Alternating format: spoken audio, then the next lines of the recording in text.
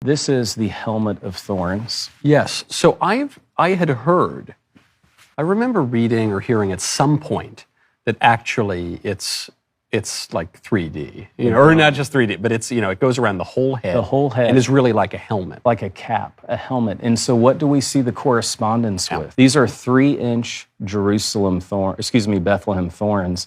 When they dry, they're as sharp as nails. I'm going to say to you what I said to my triplet boys here. Try to prick your finger on the end of one. Right. You can see. I just did. This crown of thorns, the Gospel of Mark, which is the earliest gospel, it says, and the Romans fashioned a crown of thorns and placed it on his head to humiliate him. This is the King of the Jews. They placed this on his head, and what do we see on the shroud? 50 puncture wounds in the scalp. It would have caused profuse bleeding. And so when he goes, Ecce homo, behold the man. You can imagine, crown of thorns, blood-stained. The scene would have been incomprehensible. It also just occurs to me looking at this, for people who will find it unfamiliar, that's not what the crown of thorns looks like. This is what an actual crown looks like. Exactly. Actual crowns are not headbands. Right. If you've ever seen like the crown of St. Stephen, yes, whatever, a crown in the UK, they look like this. Yes. They cover your whole head.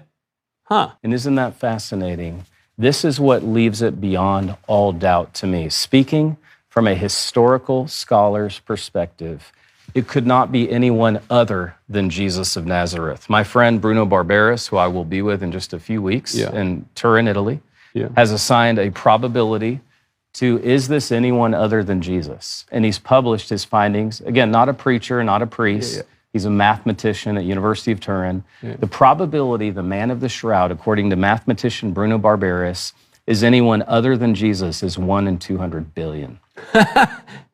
So I guess there's still a chance for the skeptics. Yeah, it is. So you're saying there's a chance. Yes. But the connection being that the wounds from this particular crown of thorns match the man of the shroud in a way that, a little laurel wreath or something wouldn't have. And leaves it beyond all doubt it's anyone other than Jesus of Nazareth. Because the other guys didn't get this. No, no one did that we know. We know of one in history who was crucified. This is one of one. Utterly unique.